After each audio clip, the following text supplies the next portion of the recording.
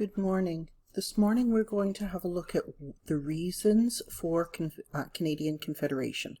I have written an article here, but I thought I would read along so that those of you who are practicing your pronunciation will have all the correct pronunciations.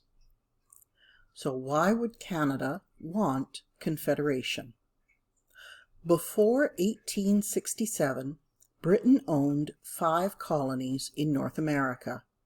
They were the Province of Canada, made up of Canada East and Canada West, Newfoundland, Prince Edward Island, Nova Scotia, and New Brunswick. As well, British settlers were starting to move into the area that today is British Columbia, but it wasn't big enough to be a colony yet. The rest of the land was divided up into the Northwest Territory and Rupert's Land. Beginning in about 1864, the people of the 5 colonies started to think about becoming a country of their own. As long as they stayed as separate colonies, they would have many problems. They hoped that becoming one big country would solve these problems. So, what problems did the colonies have? First, they were afraid that the Americans would attack them and try to take them over. They had good reason to be afraid because America was angry at Britain. From 1861 to 1865, America was involved in a terrible civil war. The northern states wanted America to become very modern and industrial, but the southern states wanted to stay agricultural. Britain supported the South because they got a lot of cotton from them.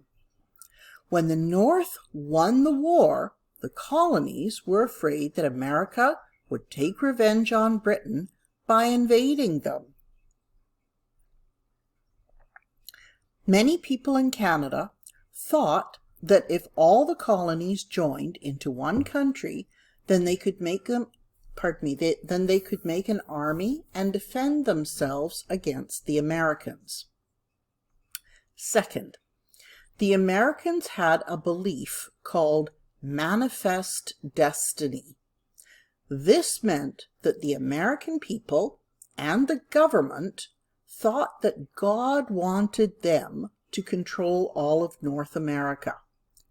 The Canadians were afraid that as long as they were just a bunch of little colonies, the Americans would find ways to take each one of them over.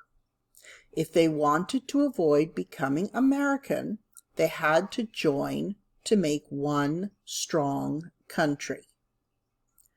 Third, the Canadians wanted to buy Rupert's Land from the Hudson Bay Company, but none of the colonies could afford to do it on their own. They needed to all work together to afford it.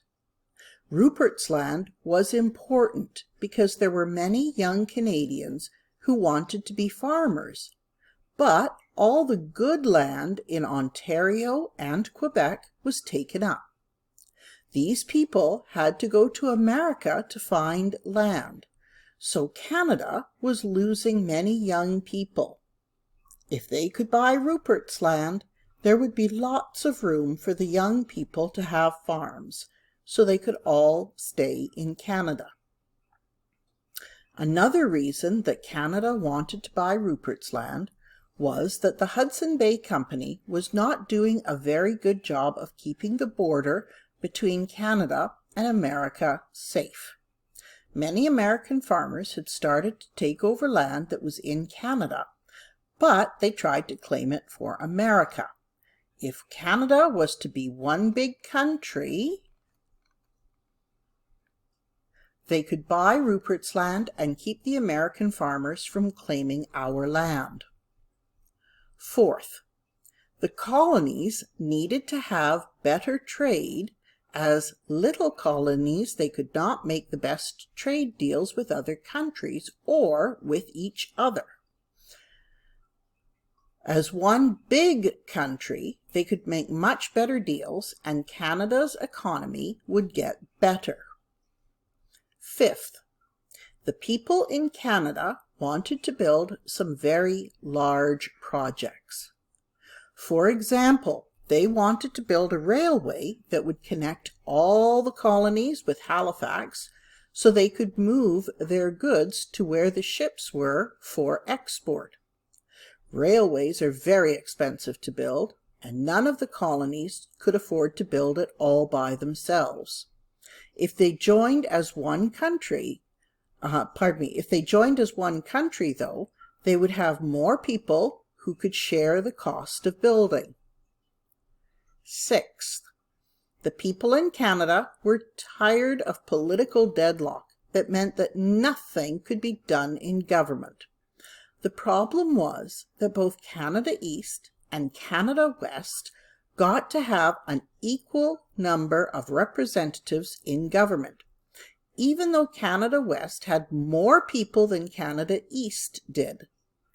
Because the French in Canada East and the English in Canada West did not often agree on anything, but they each had the same number of representatives, it was very difficult to get any laws passed.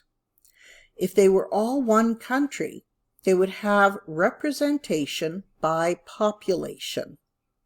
They thought that this would solve the problem of political deadlock. Seventh, if Canada became a country, then they could guarantee language and cultural rights. As long as they were all just colonies, the people had to follow whatever rules Britain made up for them. This meant that if Britain got tired of the French language or culture, they could just outlaw it. If Canada was its own country, they could make it a part of the Constitution that language and culture would be protected. This reason was especially important to the French Canadians. Finally, Britain didn't really want to own the colonies anymore. The British taxpayers saw them as an expensive and too much trouble. The Americans kept attacking the colonies, so the British had to send soldiers to fight them off. This cost men and money. Also, Britain had been giving special deals to Canada for trade, but they could not afford to do that anymore. For these reasons, Britain no longer wanted to own the colonies. They were very supportive of Canada's idea of becoming a country of their own. For all of these reasons, in 1864, the colonies began a series of meetings that would lead to the 3 colonies joining to make them the 4 original provinces in the new country of Canada. These provinces would be Ontario, Quebec, New Brunswick, and Nova Scotia. This did not happen right away.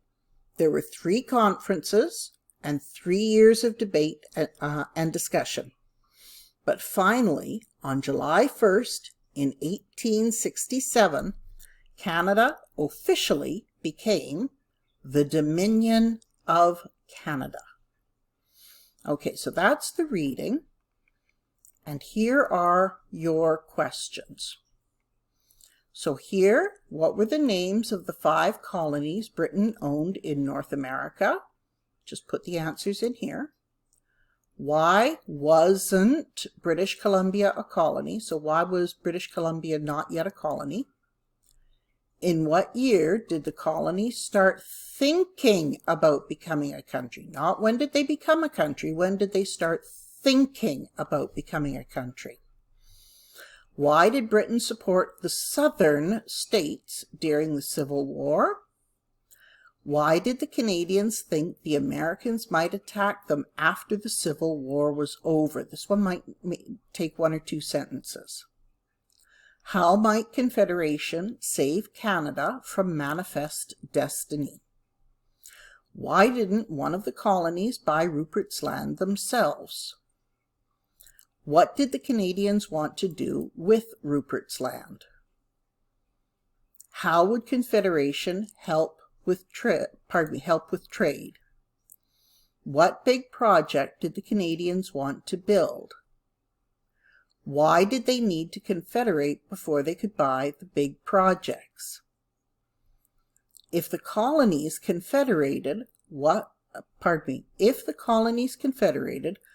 would solve the problem of political deadlock? In other words, how would political deadlock be solved? Which language and culture wanted to have their rights guaranteed? What did the British mean when they said that Canada was too expensive and too much trouble?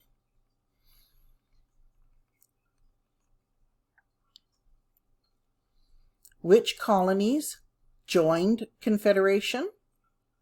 And what is the official date of Confederation?